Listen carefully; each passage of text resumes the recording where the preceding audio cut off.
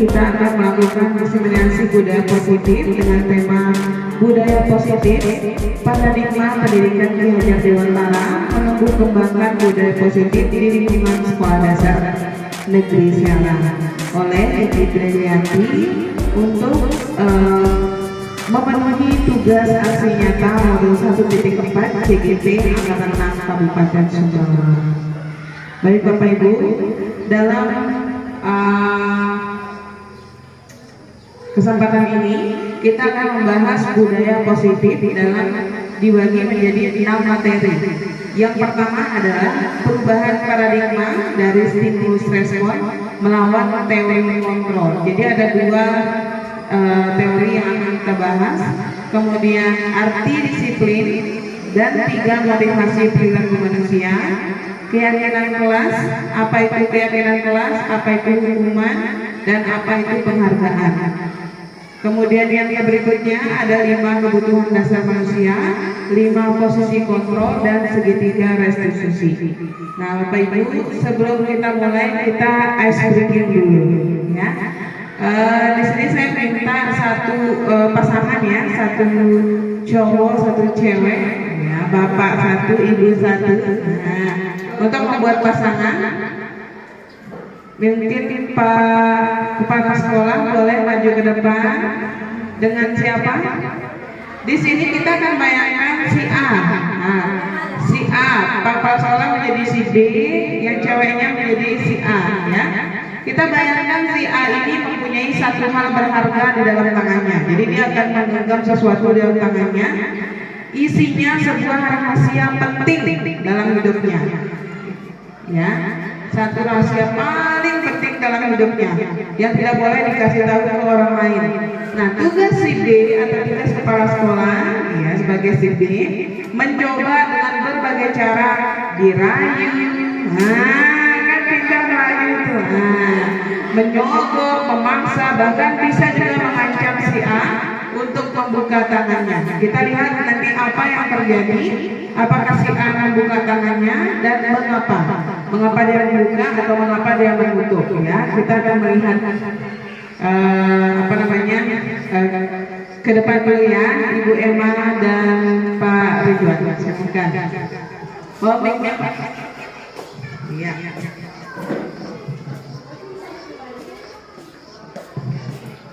Ya, apa-apa harus kita kasih tahu orang. Nanti akan ada hubungannya dengan materi kita hari ini. Saya yang merayu. Iya, merayu. Sekarang Bu Emma akan menggenggam tangannya. Nah, menggenggam tangannya. Bayangkan di dalam tangannya Bu Emma sebagai si B memegang sesuatu rahasia penting. Si A memegang rahasia penting dalam hidup Bu Emma yang tidak boleh orang lain tahu. Tugas si B ya mencoba berbagai cara untuk merayu, menyogok, memaksa, atau bahkan mengancam si A untuk membuka tangannya. Nah, kita lihat seberapa gigi, siapa yang gigi antara si A dengan si B, kita lihat. Silakan dimulai. Saya bilang, Iya. kok tangannya menggenggam? Nanti kalau kelamaan itu jadi kaku uratnya loh. Ya bisa coba dikasih lemas. Nah. Belum bisa. Nggak pakai itu. Nggak bisa Pak. Karena ada sesuatu. Ada sesuatu yang penting. Saya nggak percaya ada sesuatu di dalam itu.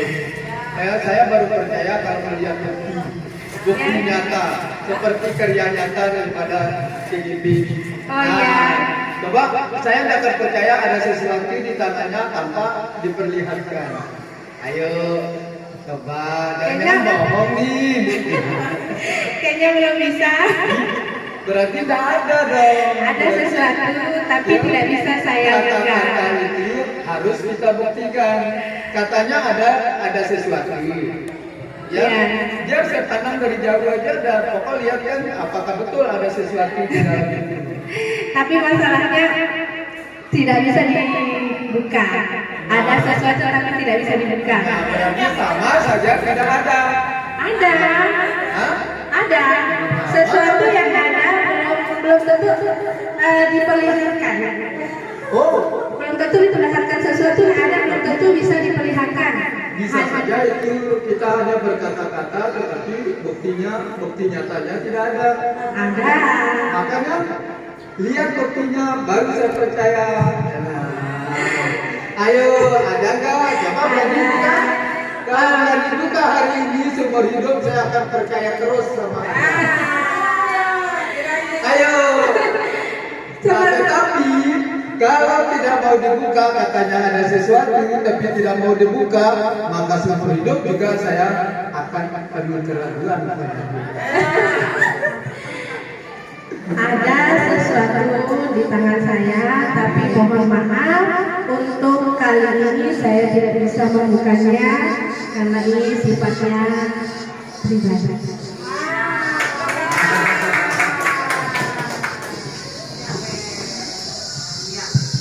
Baik, terima kasih kepada Bapak Kepala Sekolah dan Bu Emma. Bagaimana tadi? Ya, Bu Emma bakal membuka tangannya atau tidak? Nah, berbagai rayuan, bahkan sampai dipaksa ya untuk membuka tangannya, ternyata Bu Emma masih gigih untuk membuka tangannya. Jadi Bu Emma tetap menutup tangannya. Kenapa Bu Emma? Kira-kira?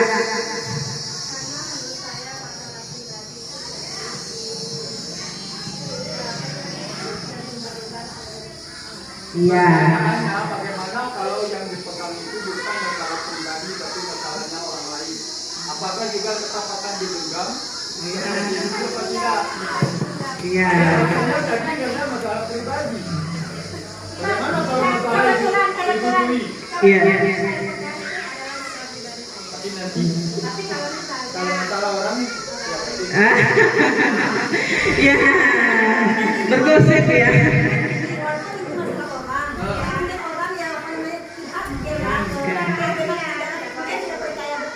Iya. Iya, betul. Iya. Iya, iya.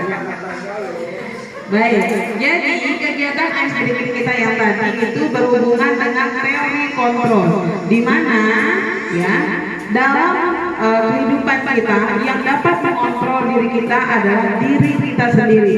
Biar kepala sekolah tadi merayu dengan rayuan mautnya, mau disogok, dipaksa, diancam, jika kita tidak mau membuka tangan, tidak akan terbuka, ya. Karena kontrol itu ada pada diri kita sendiri. Nah, ini berhubungan dengan teori kontrol yang akan kita bahas hari ini. Pertama, nah, ada perubahan paradigma yang terjadi pada beberapa teori dari stimulus respon melawan teori kontrol ini. Kalau dulu biasanya kita mengenal ada stimulus, menstimulasi kemudian direspon. Sekarang sudah berubah menjadi teori kontrol. Dalam teori stimulus respon itu guru itu yang mengontrol murid. Guru yang mengontrol murid. Tetapi dalam teori kontrol, guru itu tidak bisa mengontrol murid. Ilusi guru mengontrol murid. Jadi tidak bisa dikontrol. Yang bisa mengontrol dirinya, murid itu adalah dirinya sendiri. Guru hanya berperan sebagai penuntun dan fasilitator. Nah, si murid itu untuk melakukan kegiatan pembelajaran di dalam kelas. Seperti itu. Kemudian yang kedua, ilusi bahwa semua penguatan positif itu efektif dan bermanfaat. Kalau dalam teori stimulus respon, penguatan positif itu kan diperkenankan. Tapi dalam teori kontrol, penguatan positif itu tidak selamanya efektif dan bermanfaat. Contohnya misalnya kita dalam pembelajaran kita selalu memberikan penghargaan berupa hadiah, kasih permen, kadang-kadang biar siapa yang bisa bertanya, siapa yang bisa menjawab, ibu akan berikan dia, ibu akan memberikan hadiah. Nah, penguatan positif seperti hadiah, penghargaan seperti itu ternyata tidak efektif dan tidak bermanfaat, tidak terlalu bermanfaat. Karena apa? Karena mereka melakukannya itu untuk mendapatkan hadiah, bukan untuk memotivasi dari dirinya sendiri. Kemudian yang ketiga adalah ilusi bahwa kritik dan membuat orang merasa bersalah dapat menguatkan karakter. Kita kan biasanya kita tidak bisa memungkiri kalau kita sering mengkritik orang lain, terutama murid kita. Siswa kita kerja kritik, kita buat dia merasa bersalah dengan tujuan supaya dia sadar, ya, supaya merasa bersalah, kemudian sadar dan merasa kalau kita kritik berarti dia akan makin kuat mentalnya. Ternyata tidak, Bapak Ibu. Dalam teori kontrol, kritik itu dan membuat orang merasa bersalah itu tidak dapat menguatkan karakter siswa itu. Bahkan saat kita di CGP ada materi di mana kita disuruh untuk curhat apa yang terjadi apa pengalaman buruk yang kita rasakan saat kita sekolah. Ternyata banyak sekali yang mencurhatkan gurunya saat sekolah, sering dikritik, sering dibully secara tidak langsung dan tidak sadar bahwa gurunya itu ternyata membuli. Misalnya mengkritik ibunya, sifatnya, akhirnya dia merasa rendah diri dan merasa minder, ya, sampai dewasa dia tetap mengingatnya dan mencap guru itu sebagai guru yang tidak baik. Nah, tentu saja kita sebagai guru tidak mau kan menjadi guru yang buruk di mata siswa kita, bahkan memberi pengaruh buruk sampai ke masa depan siswa kita, seperti itu. Kemudian ilusi bahwa orang dewasa memiliki hak untuk memaksa. Kita kan biasanya orang dewasa kita paksa oleh kita untuk melakukan ini itu, ya. Sekarang sudah ada Merdeka Belajar di mana murid bisa diberikan alternatif pilihan untuk memilih seperti apa pembelajaran yang mereka mau. Jadi seperti itu, ya, apa namanya, perbedaan antara stimulus respon melawan teori kontrol. Kemudian yang berikutnya kita akan membahas tentang disiplin. Ki Hajar Dewantara menyatakan bahwa untuk mencapai kemerdekaan atau dalam konteks pendidikan kita saat ini, untuk menciptakan murid yang merdeka, syarat utamanya adalah harus ada disiplin yang kuat. Disiplin yang dimaksud adalah disiplin diri yang memiliki motivasi internal berasal dari dalam dirinya sendiri. Jika kita tidak memiliki motivasi internal, maka kita akan memerlukan pihak lain untuk mendisiplinkan kita atau motivasi eksternal, karena berasal dari luar bukan dari dalam diri kita sendiri. Diane mengatakan bahwa arti dari kata disiplin berasal dari bahasa Latin disiplina yang artinya belajar. Kata disiplin juga berasal dari akar kata yang sama dengan disciple atau murid atau pengikut. Untuk menjadi seorang murid atau pengikut, seseorang harus paham betul alasan mengapa mereka mengikuti suatu aliran atau ajaran tertentu.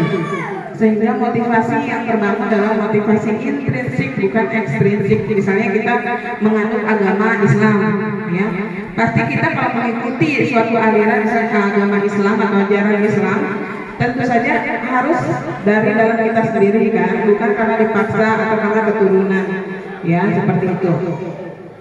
Kemudian dalam teori kontrol juga mengenal 3 motivasi perilaku manusia. Nah, nanti saya akan bertanya mana yang kira-kira paling bagus dari yang 3 ini.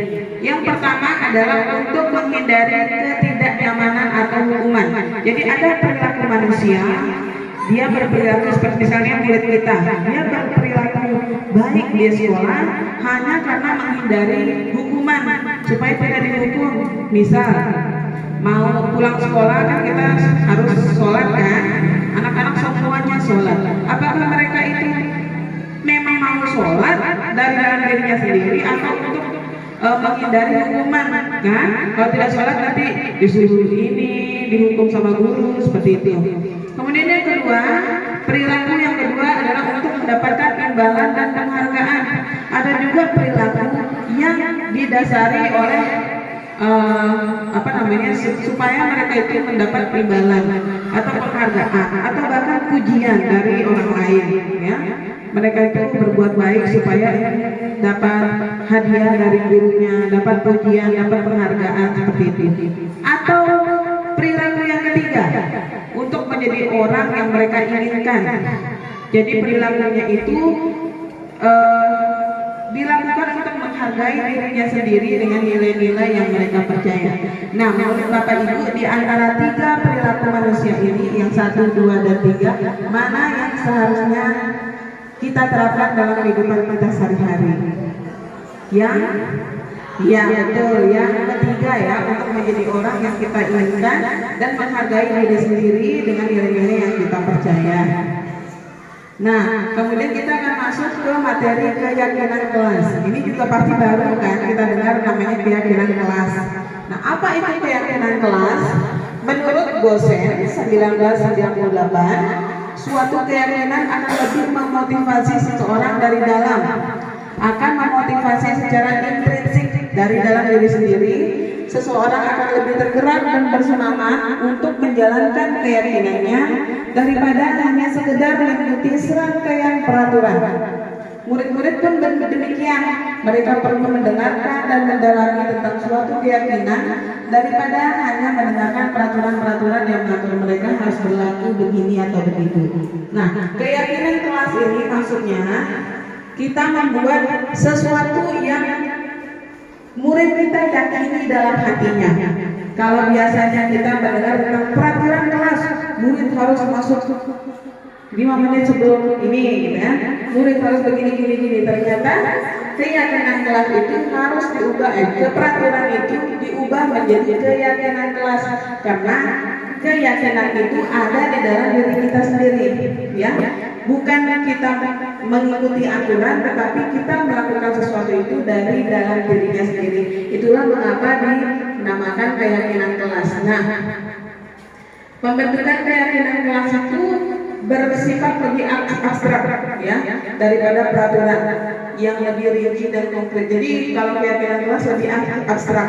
Misalnya belajar, kalau dalam aturan tidak boleh ribut dalam belajar, tidak boleh memukul teman. Tapi kalau dalam keyakinan kelas, siswa mengatakan saya harus menghargai teman. Tidak boleh, kalau aturan kan tidak boleh memukul teman, tidak boleh membohongi teman, tidak boleh kan itu. Tapi kalau dalam keyakinan kelas dia lebih bersifat abstrak dan lebih bersifat umum. Nah, pernyataan-pernyataannya juga universal. Pernyataan keyakinan kelas senantiasa dibuat dalam bentuk hal yang positif, ya. Misalnya tidak menggunakan kata jangan begini, jangan begitu, ya. Kalau dalam keyakinan kelas, siswa harus belajar, siswa harus tertib, gitu ya. Ya, tidak menggunakan kata tidak menggunakan kata jangan, seperti itu. Kemudian keyakinan kelas hendaknya tidak terlalu banyak, sedikit saja, tapi merangkum semua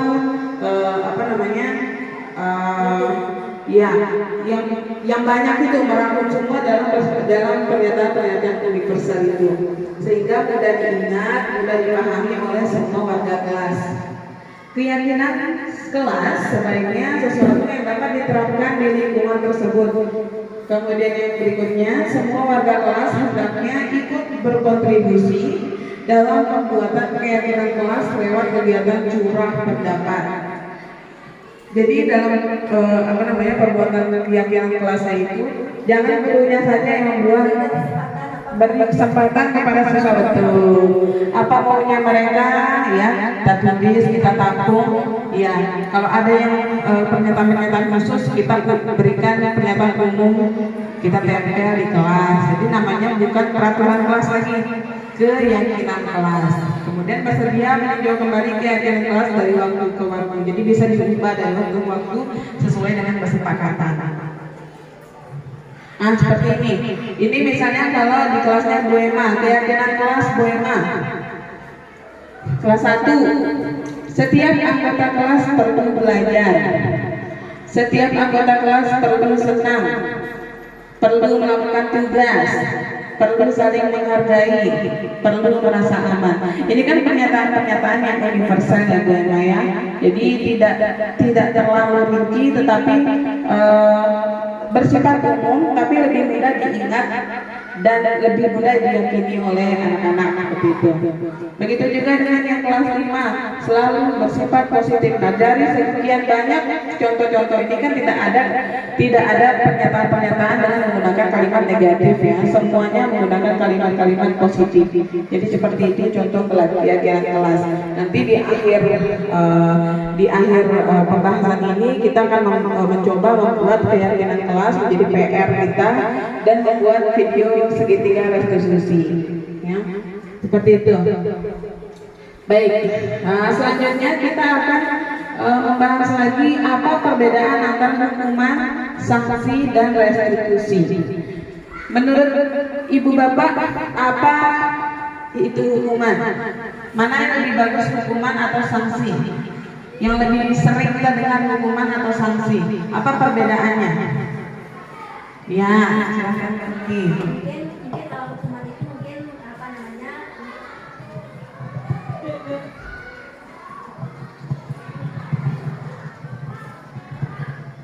Menurut saya itu mungkin kalau hukuman itu mungkin kesan mungkin lebih berat gitu. Betul. Tapi kalau sanksi mungkin agak ringan dari hukuman gitu. Ya, Mungkin yang seperti itu ya. Menurut Bu Anti, hukuman itu berat, sanksi itu ringan. Nah, sekarang kita akan bahas dulu satu-satu. Kalau hukuman itu bersifat satu arah dari guru ke siswa.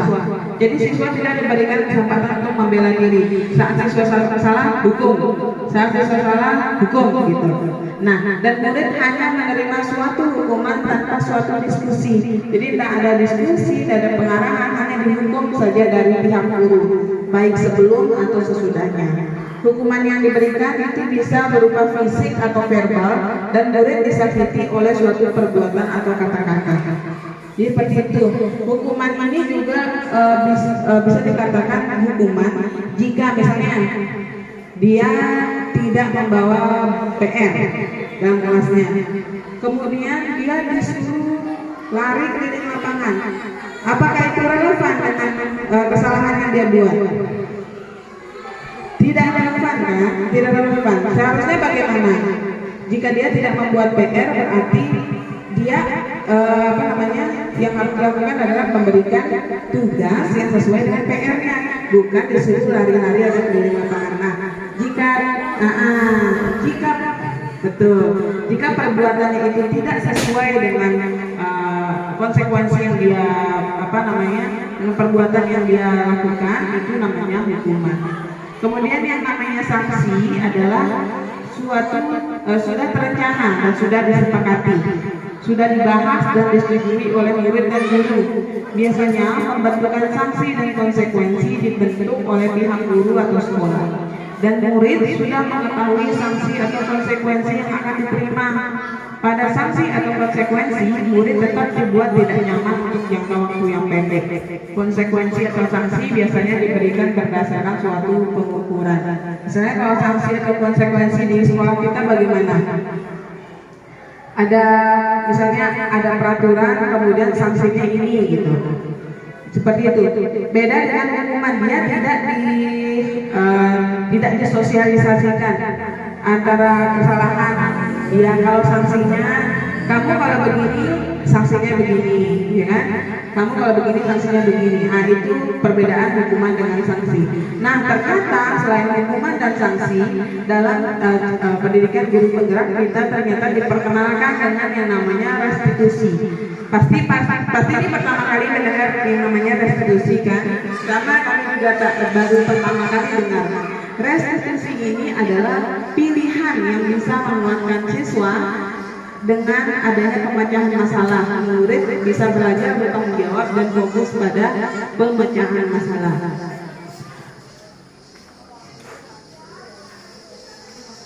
Nah, jadi di dalam restitusi ini berbeda dengan hukuman dan sanksi. Ketika siswa punya punya kesalahan, membuat suatu kesalahan, guru memberikan pilihan-pilihan yang kemudian didiskusikan untuk bagaimana caranya kamu menyelesaikan masalah ini, bagaimana caranya kamu untuk menembus kesalahanmu, seperti itu ya. Jadi ini perbedaan antara hukuman, sanksi, dan restitusi. Untuk lebih jelasnya kita akan mempelajari. Kita langsung ke segitiga restitusi. Ini yang kemarin saya saya bikin video kemarin di sekolah tentang segitiga restitusi. Dalam segitiga restitusi itu mana itu tadi? Nah, dalam segitiga restitusi itu ada dari yang pertama dulu kita menstabilkan identitas. Misalnya kemarin itu dalam video saya itu ada si Fandi terlambat datang ke sekolah. Bagaimana cara menstabilkan identitas si Pandi? Misalnya dengan cara kita ngomong gini. Semua orang punya kesalahan. Saya juga pernah punya kesalahan, pernah melakukan suatu kesalahan. Itu hal yang normal dan hal yang wajar. Jadi kita nggak langsung kamu salah gitu. Tapi kita stabilkan dulu identitasnya. Lalu kemudian pelan-pelan kita validasi tindakan yang salah. Kita giring dia bahwa ini tindakannya salah. Caranya kita tanya, apa alasan kamu melakukan itu? Kita giring dulu apa, kan kita harus tahu dia melakukan salahnya karena apa.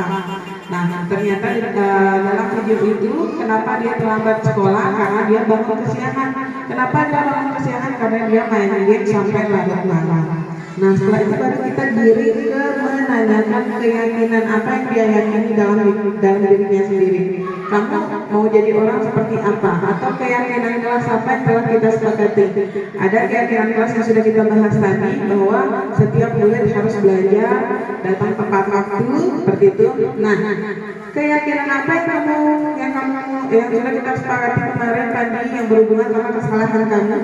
Setiap siswa harus tepat waktu, Bu.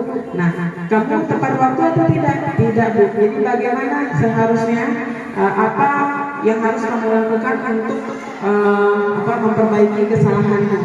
Ya, Ibu, saya akan saya akan memperbaiki kesalahan saya. Saya tidak akan bangun kesiangan lagi. Saya tidak akan begadang main game lagi. Jadi dalam segitiga restitusi ini murid diberikan pilihan-pilihan alternatif untuk memperbaiki kesalahannya tanpa kita menjudge atau menghakimi seseorang, seperti itu. Nah, ini ada video contoh penerapan segitiga restitusi yang sudah saya buat. Ada 2 contoh video, durasinya 8 menit. Mohon berkenan kalau saya putar ya Bapak Ibu.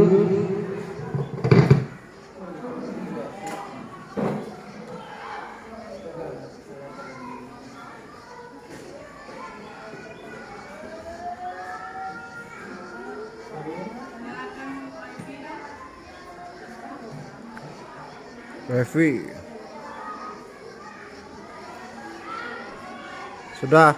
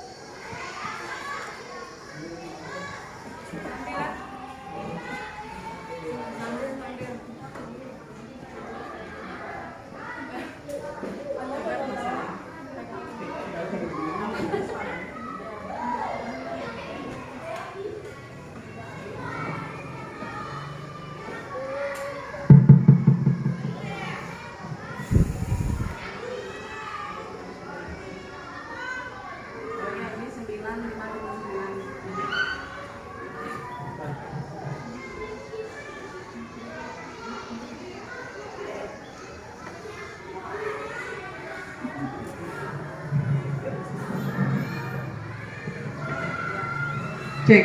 Ini kasus 1, siswa dapat terlambat memanjat tembok untuk masuk sekolah karena ya.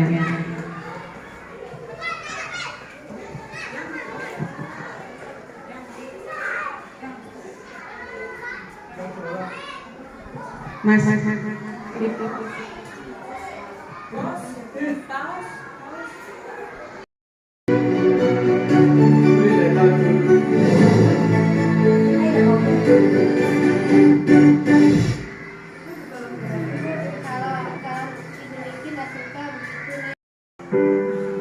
namanya bully. Kepala sekolah. Ini jam berapa Pak? Jam 8. Kalau murid paling lambat itu masuk sekolah jam berapa kali?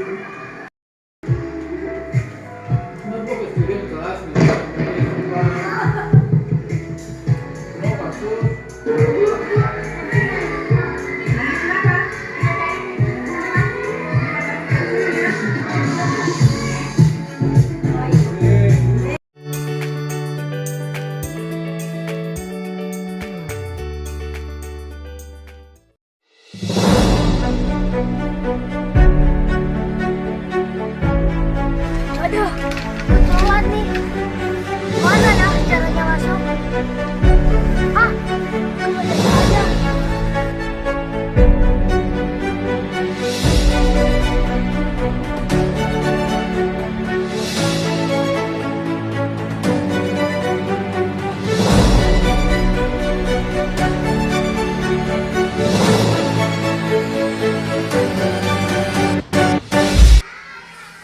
Ibu.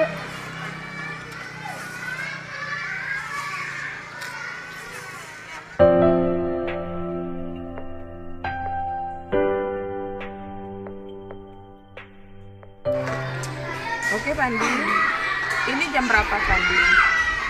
Jam 8. Jam 8. Kalau murid paling lambat itu masuk sekolah jam berapa Pandi? Sebelum jam 7. Sebelum jam 7. Berarti kalau kamu masuk jam 8 itu berarti kamu telat berapa jam? 1 jam. Telat 1 jam. Baiklah Fandi, semua orang pernah melakukan kesalahan. Bahkan ibu juga pernah terlambat kalau pergi ke sekolah. Nah, itu sebenarnya wajar. Nah, ibu menghargai semangat kamu, usaha kamu untuk tetap masuk sekolah walaupun kamu terlambat. Ibu. Sekarang ibu mau tanya, kamu telat datang sekolah itu kira-kira karena apa? Lama bangun tidur, Bu. Kenapa kamu lama bangun tidur, Pandi? Karena tadi malam saya lama tidur, Bu, gara-gara main game. Kamu kelamaan main game sampai kamu begadang Ya, Bu. dan kamu lama bangun tidur. Setelah itu kamu telat ke sekolah. Sudah telat, kamu memanjat tembok juga. Apakah kamu yakin itu adalah tindakan yang benar? Tidak, Bu. Tidak benar. Berarti itu adalah tindakan yang Tidak benar. tidak benar. Ya Pandi, keyakinan kelas apa yang udah kita sepakati kemarin? Tanggung jawab dan disiplin, Bu. Ya, tanggung jawab dan disiplin. Apakah kamu yakin sudah mengikuti keyakinan kelas itu? Tidak, Bu.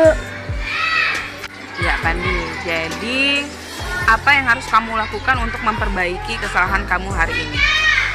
Ya, saya minta maaf, Bu. Saya tidak akan lama bangun lagi dan saya tidak akan begadang dan saya tidak akan main game lagi. Iya, bagus.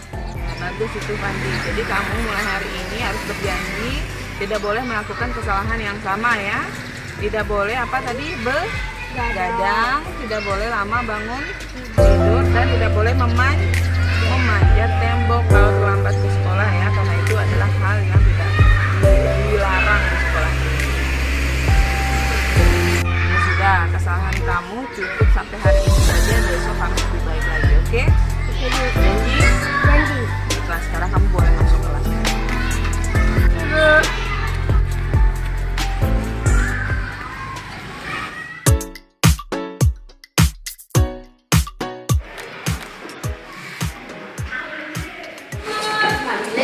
Wah, puzzle baru nih. Iya dong, kemarin aku baru beli. Oh, warnanya bagus. Pinjam dong. Ya, kan aku lagi ngerjain tugas. Pinjam. Tidak. Pinjam. Kan patah.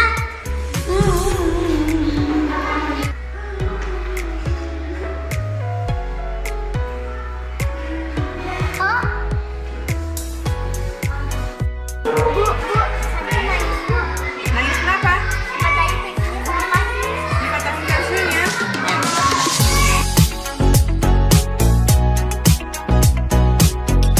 Santi, kamu kenapa? pensilnya dipatahin sama Pandi, Bu. Pandi? Ya, kalian sini.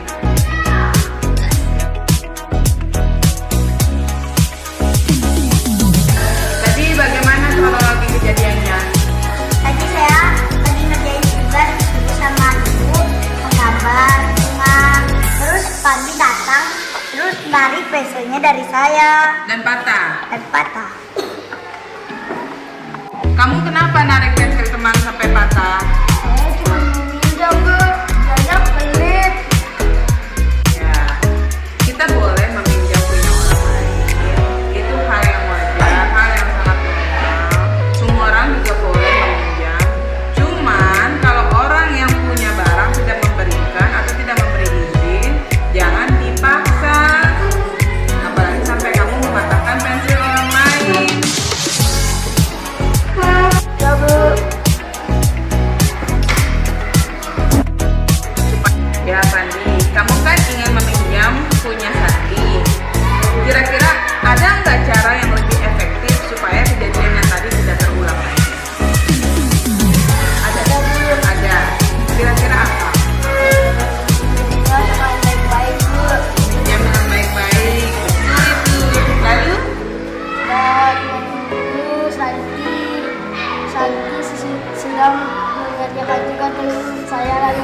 Iya. Iya, itu baru benar ya. Daripada kita harus memaksa teman dan bahkan mematahkan pensilnya. Mandi, menurut kamu hal yang kamu lakukan tadi itu salah atau benar? Salah, Bu. Salah. Kira-kira apa yang harus kamu lakukan untuk memperbaiki kesalahan kamu pada saat ini? Saya minta maaf, Bu. Minta maaf.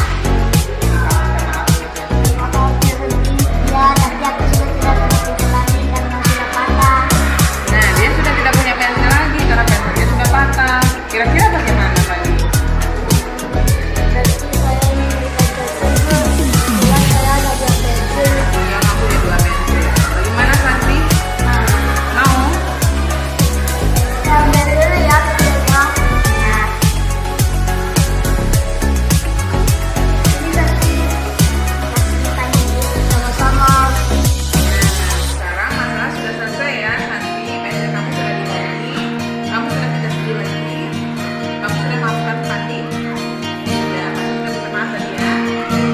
Jadi, kejadian kali ini untuk hari ini saja. Jangan sampai terulang kemudian hari ya. Jangan sampai kita mengganggu barang milik orang lain. Kita menghargai barang milik orang lain yang sesuai dengan aturan. Kita harus menghargai. Oke, sepakat?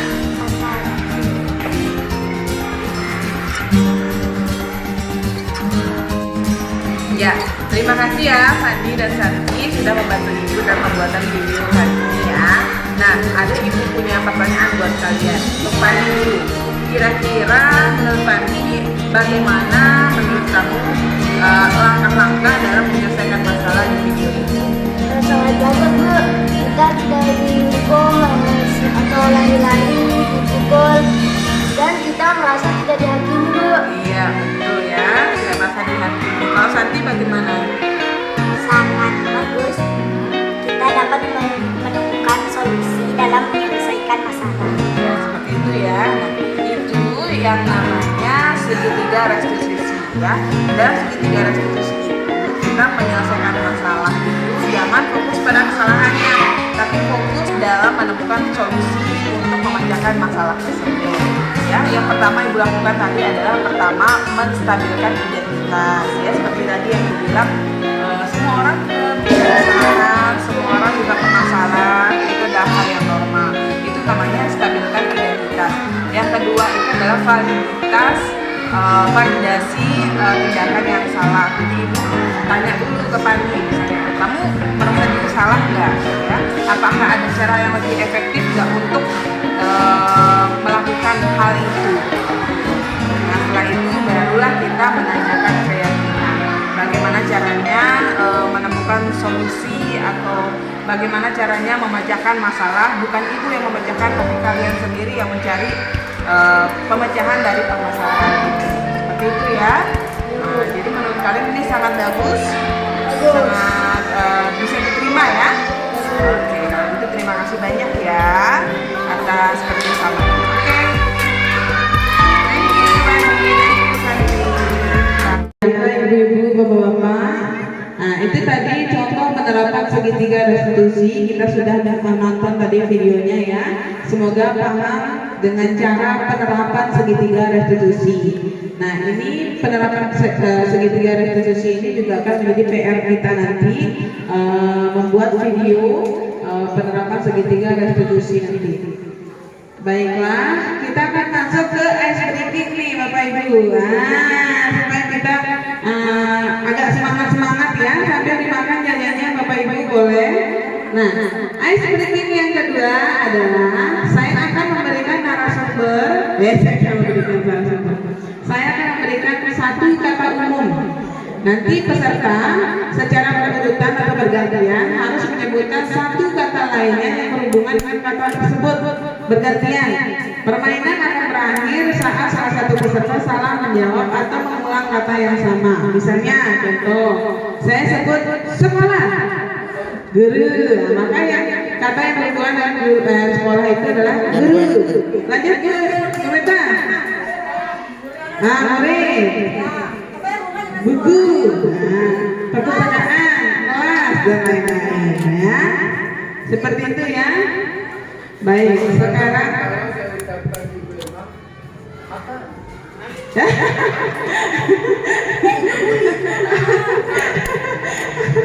ya, sudah siap ibu-ibu?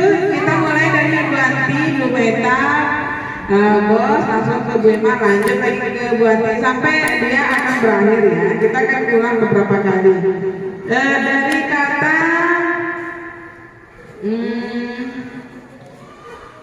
polisi,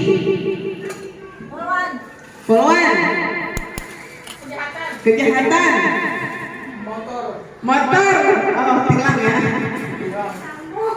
sambung, lanjut, helm, lanjut, ya, menyanyi, ya kita ke kata kedua. Kita ke kata kedua.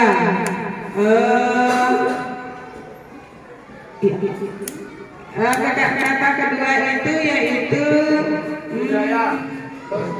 dari Bu Emma ya.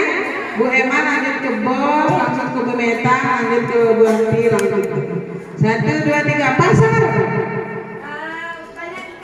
Lanjut. Sayur. Ramai. Jualan. Baju-bajuan.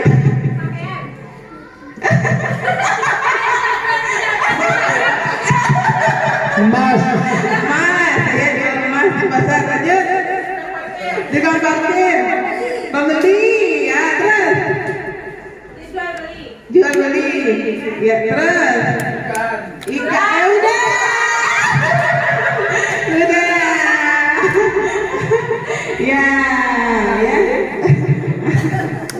Ya kalau di pasar ya sketeng nggak boleh.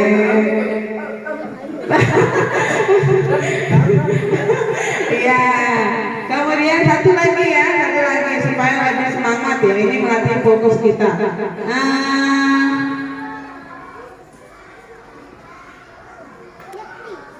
Apa ya kemarin ya? Saya lupa warna apa ya? Rumah sakit. Pasien.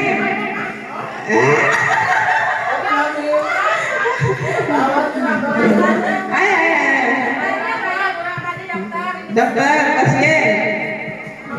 Ambulan. Perawat.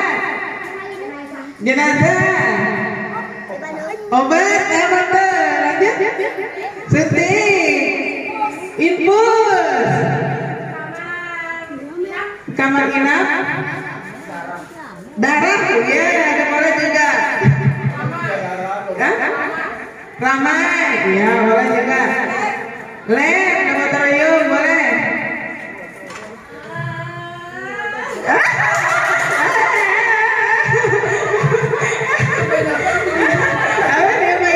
Tepuk tangan ya.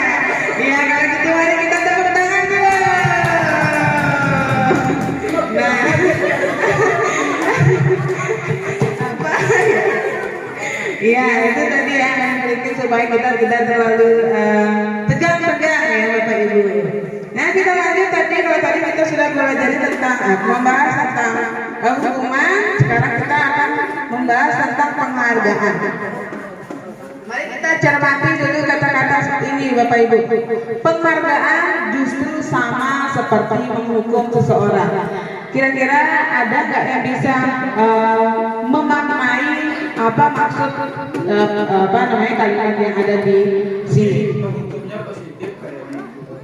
Karena apabila seseorang kita berikan penghargaan, otomatis pada level saat itu dia dianggap berprestasi sebagai, maka kenapa dikatakan seperti menghukum? Maka dia itu dituntut punya semangat, punya motivasi untuk berpikir lagi dan dia mendapat penghargaan. Iya. Bagaimana Ibu Emma buat kita punya gimana? Ya.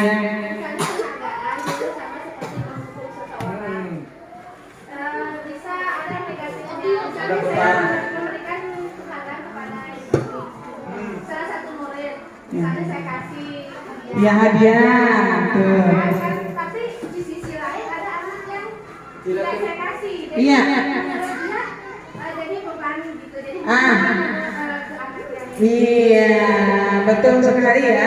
Jadi penghargaan itu sudah kita bahas tadi bahwa dalam teori kontrol penghargaan itu tidak selamanya efektif dan bermanfaat. Penghargaan itu justru sama seperti menghukum seseorang ya.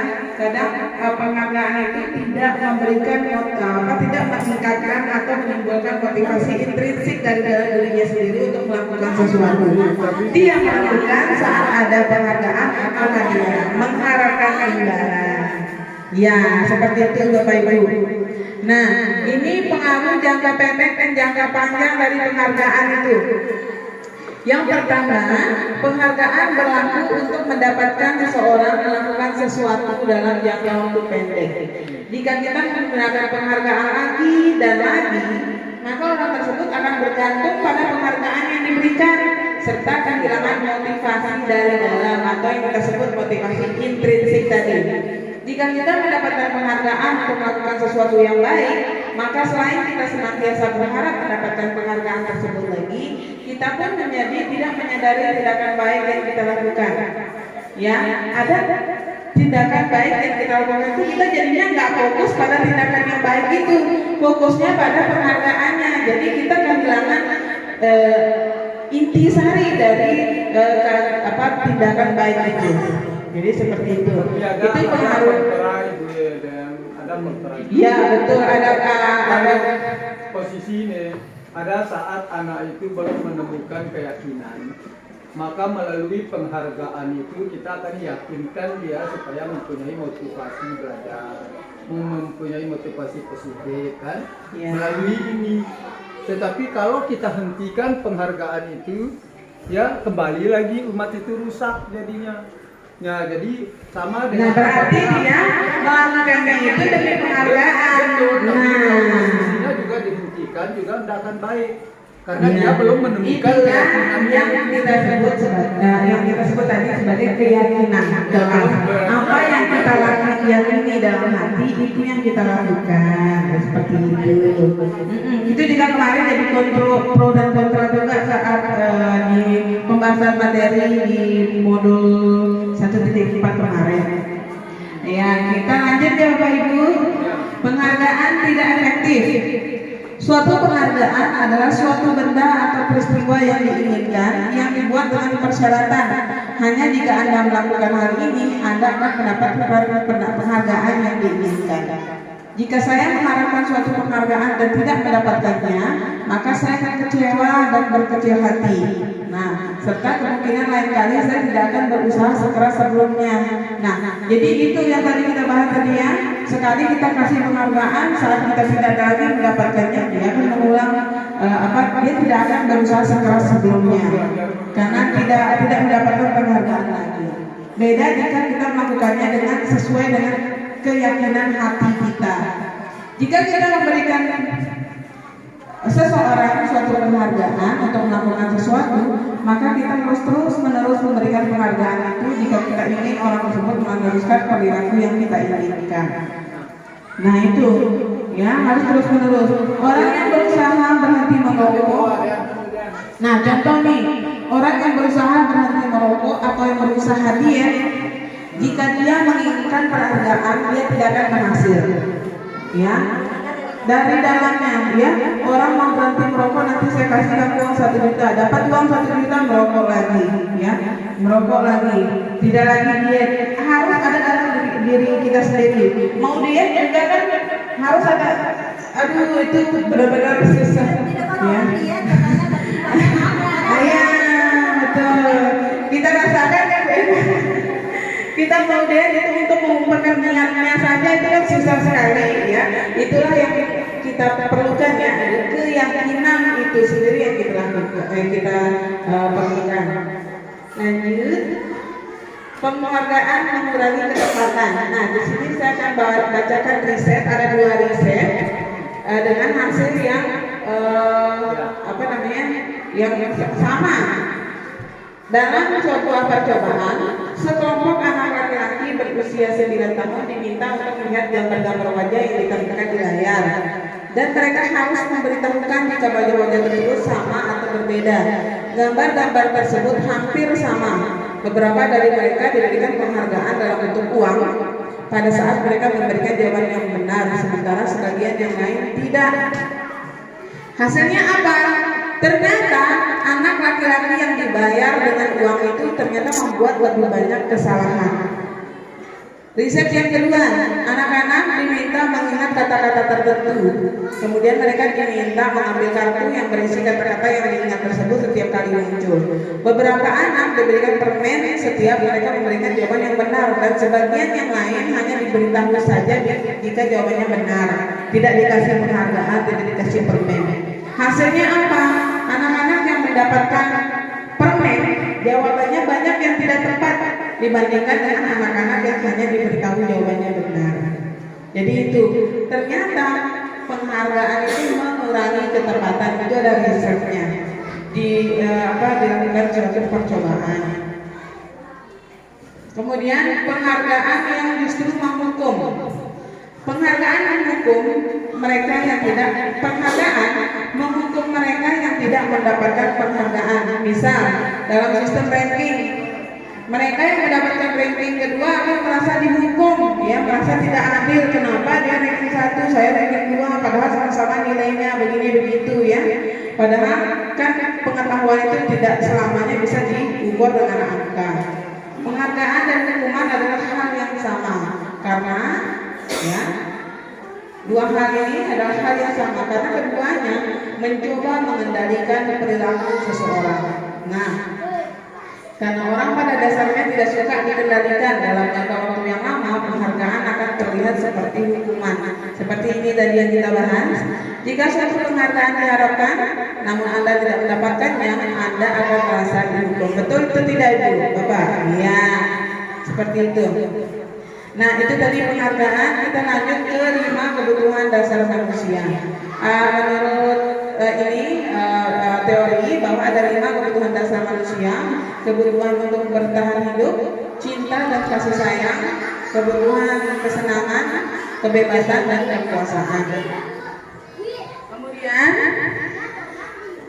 dalam teori juga kita ada 5 posisi kontrol. 5 posisi kontrol ini kita akan bahas lebih mendalam Bapak Ibu karena berhubungan dengan kegiatan kita sehari-hari dalam lingkungan sekolah. Yang pertama ada penghukum, pembuat orang merasa bersalah, teman, monitor, pemantau. Monitor, pemantau atau manajer. Nah, ada 5 posisi kontrol di sini. Kita akan bahas satu persatu dari atas, ya. Dari penghukum.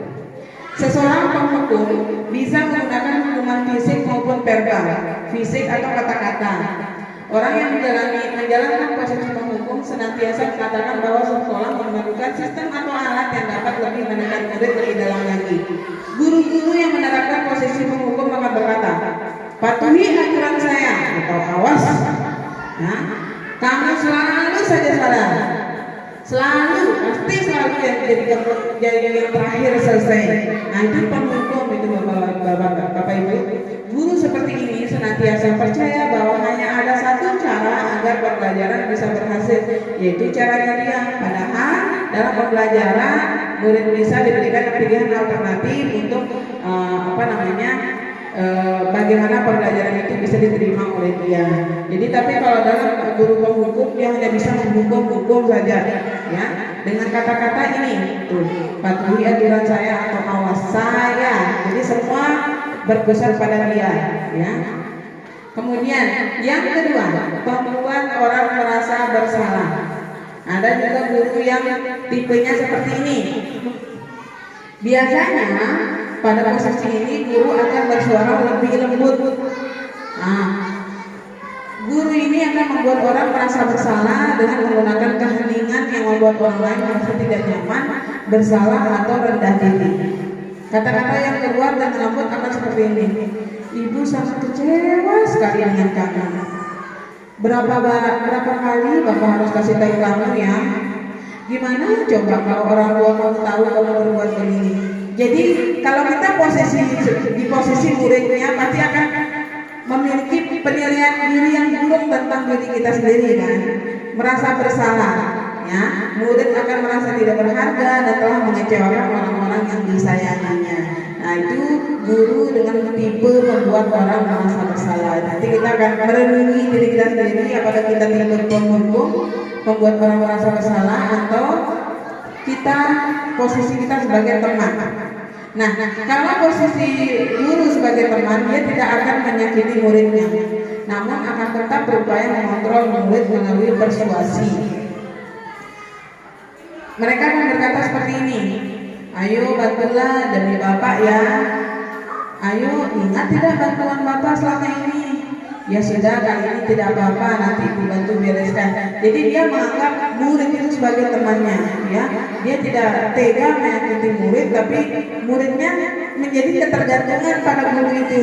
Misalnya tidak bisa menyelesaikan tugas, ya sudah, lain lagi saja, biar guru saja yang bereskan. Atau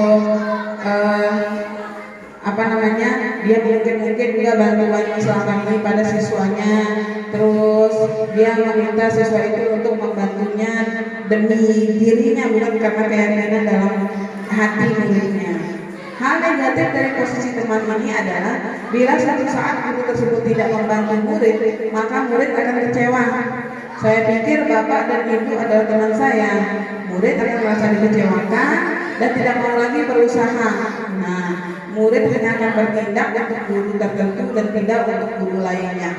Murid ini akan bergantung pada guru tersebut. Nah, ini sisi negatif dari guru yang bersikap sebagai teman.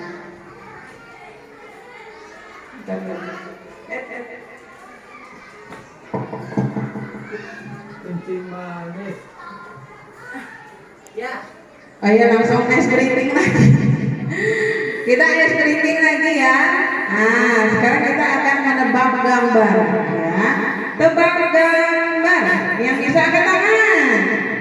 Kira-kira ini orang lagi kencing dikerukumin semut, ini kira-kira apa? Ya, 1 poin untuk kepala sekolah, tepuk tangan. Apa betul? Iya, karena manis pakai dikerukumin semut. Kita tebak gambar berikutnya. Ya. Iya, berarti tepuk tangan. Berikutnya. Iya. Kita tebak gambar yang berikutnya. Kira-kira apa? Oh, Ini ada tahu. Hah? Tahu lalat. 1 poin untuk Ibu Meta. Betul kan? Iya. Jadi ini tahu. Punya diganti pakai i adalah lalat, tahi lalat. Ya. Lanjut. Kayaknya ini terakhir. Ini yang terakhir. Tangan. Ayo. Ini ada gambar apa? Tang itu G-nya dicoret. G-nya dicoret. Tantangan seru. Iya. Tepuk tangan. 2 poin sudah salah. Lanjut lagi. 1 lagi. Iya, 1 lagi ya. Nah. Apa ada di sini? Uang. Uang. Uang. Bukan biru. Uang ini uang. Buang. Ayo. R. Ini R-nya dicoret. Iya. Ini raja. R-nya diganti dengan H. Ada huruf T di belakang. Iya, kalau ada mahkota pakai raja ya. Jadi jadinya buang aja. Jadi tadi siapa? Bu Anti 2 poin, Bu Meta 1 poin, Kepala sekolah 2 poin. Iya, tepuk tangan. Oke, kita lanjut. Tadi sampai ke posisi teman. Ya, posisi teman. Sekarang kita ke posisi manajer atau pemantau ya. Pada monitor itu berarti mengawasi. Pada saat kita mengawasi, kita bertanggung jawab atas perilaku orang-orang yang kita awasi. Dia pertanyaan yang diajukan oleh seorang pemantau adalah peraturannya apa? Apa yang telah kamu lakukan? Sanksi atau konsekuensinya apa? Jadi dia seorang pemantau ini mengandalkan penghitungan catatan data yang dapat digunakan sebagai bukti atas perilaku seseorang. Jadi dia terlalu kaku. Semua ada konsekuensinya kalau untuk manajer ini. Ya, posisi ini akan menggunakan stiker, ya, slip catatan, daftar cek untuk sebagai bukti atas perilaku murid-muridnya di sekolah. Perilaku monitor sendiri berawal dari stimulus respon yang menunjukkan tanggung jawab guru dalam mengontrol murid. Nah, posisi terakhir adalah manajer. Posisi manajer ini adalah posisi yang paling betul, paling benar, paling pas lah untuk sebagai seorang guru, ya. Dimana posisi ini adalah guru berbuat sesuatu bersama dengan murid, mempersilahkan murid mempertanggungjawabkan perilakunya, mendukung murid agar dapat menemukan solusi atas permasalahannya sendiri. Seorang manajer telah memiliki keterampilan posisi teman, bisa jadi teman, bisa jadi pemantau, dan demikian bisa jadi di waktu-waktu tertentu kembali dengan pada dua posisi bila diperlukan. Mana dia? Seorang manajer akan berkata apa yang kita yakini. Nah, ini kembali ke keyakinan kelas, ya. Seperti segitiga restitusi dalam video tadi. Jika kamu meyakininya, apakah kamu bersedia memperbaikinya? Jika kamu memperbaiki ini, hal ini menunjukkan apa tentang dirimu? Apa rencana kamu untuk memperbaikinya? Jadi dalam posisi manajer ini, guru memberikan pilihan-pilihan kepada siswa untuk memperbaiki kesalahannya, bukan untuk menghukum atau membuat siswa itu bergantung padanya, pada guru itu. Nah, pertanyaannya, posisi seperti apa yang sering Bapak Ibu lakukan selama di sekolah? Kalau di sekolah posisinya apa? Kalau di rumah posisinya apa? Kita mulai dari Bu Emma dulu. Kalau di sekolah Bu Emma masuk ke posisi apa? Apakah sebagai teman? Apakah sebagai pemantau? Apakah sebagai penghukum? Nah, itu manajer ke saya. Nah, ini di sekolah. Saya pengen berusaha sebagai teman. Iya. Idealnya seperti itu. Berarti nggak bisa ngajar. Tapi kalau di rumah itu saya selalu monitor kayaknya. Monitor. Ya. Di rumah. Kalau di rumah. Ya. Ada peraturan. Iya. Kalau di rumah. Iya. Nah, berarti selama ini kita masih berada di posisi ini, Bu, ya. Kalau di rumah kita posisi ini. Kalau bos, kalau bos, posisi bos ada di mana ini kalau di sekolah? Posisi kontrol untuk saya, ya, satu kata, yaitu manajer. Baik di sekolah maupun di rumah. Di sekolah itu ada saya satu manajernya guru dan siswa, sedangkan di rumah itu istri dan anak-anak saya. Iya, luar biasa. Tepuk tangan untuk guru sekolah. Kemudian Bu Meta berada di mana nih? Untuk yang akan datang atau sudah dilakukan? Yang sudah dilakukan. Merasa ada di mana? Terkadang saya merasa berada di posisi Sebagai pacar. di kedua, di ketiga juga. Membuat orang merasa bersalah, ya. Teman juga, ya. Jadi masih ada dua batu loncatan harus kita loncati untuk menjadi Kalau di rumah kayaknya sebagai teman juga, tapi sebagai pemantau juga. Iya, luar biasa, ya. Teman hidup. Teman hidup. Ya, bagaimana dengan Ibu Ati? Kalau saya yang karena sudah lama bisa mengajar, Iya. saya rasa semuanya pernah saya lakukan. Iya. Mengajar saya pernah lakukan.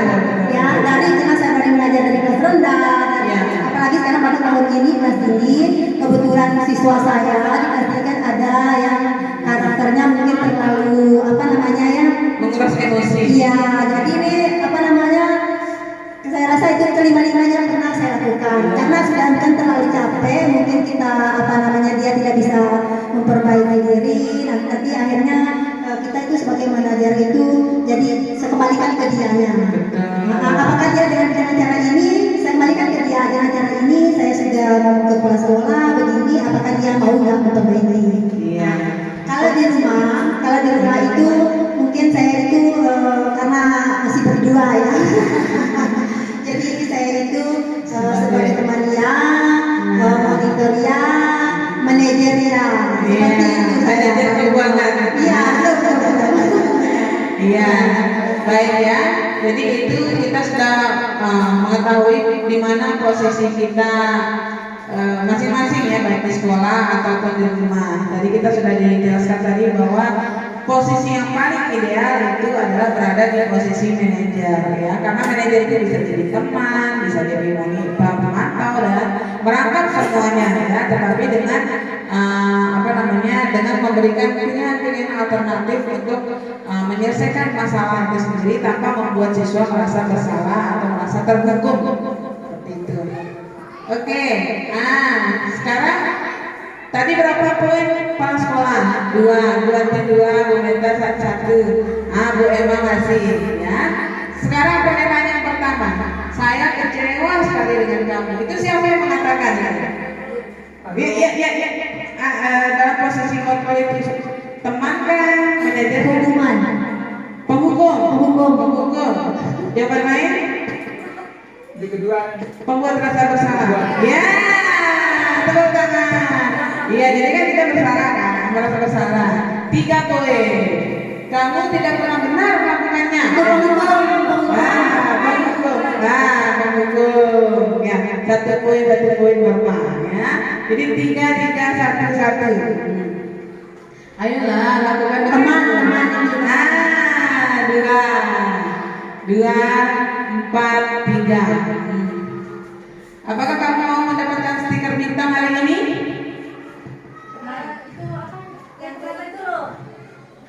Pemantau. Ya, berapa poinnya? Iya, pemantau atau pemonitor ya. 5 ya, 5, 4, 2 ya. Bagaimana kamu bisa menyelesaikan masalah ini? Manajer ya, 3 poin. Kamu selalu jadi yang paling terakhir.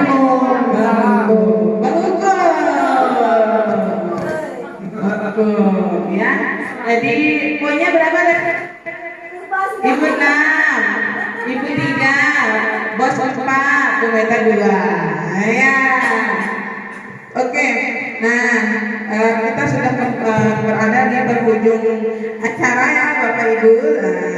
Tugas kita dalam pembuatan aksi nyata ini, saya diminta untuk setiap kelas membuat keyakinan kelasnya masing-masing. Kita tempel di kelas kita masing-masing dengan tentu saja dengan kesepakatan antara guru dengan murid ya.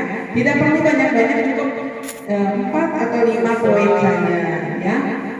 datang tepat waktu, ya, siswa berpenampilan rapi, ya, berpakaian bersih dan betul, saling menyayangi, saling menghargai. Itu sudah ada tadi contohnya ya, tinggal kita kembangkan saja. tidak boleh Ya, betul. Berarti bebas Iya. mereka buang angin di kelas, mereka melibah di kelas. ada kata perintah. Makanya kalau Ya, kita termasuk juga tidak, seperti yang berarti kita biarkan berarti boleh juga sama Jangan perintah. Kemudian yang kedua, ada beberapa guru yang membuat video segitiga restitusi. Nanti gampang saya yang ya. Saya yang bantu nanti kita membuat video segitiga restitusi dengan kasus apa gitu ya. Nah, gampang lah nanti saya bantu nanti sebagai kameramen. Bisa juga yang guru dengan murid. Ya. Guru dengan murid. memang murid makan ibu Guru aja. Guru aja. Bos bebas tugas. Dibebaskan. Baik ya. Nah, ini PR kita yang akan saya nanti setor sebagai bukti aksi nyata saya sudah dilaksanakan ya Bapak Ibu. Baik Bapak Ibu, terima kasih atas waktunya, ya, atas antusias dan semangatnya karena sudah mengikuti sosialisasi diseminasi budaya positif kali ini. Untuk mohon maaf atas kekurangan dan akhir kata terima kasih, salam bahagia, wassalamualaikum warahmatullahi wabarakatuh. Terima kasih.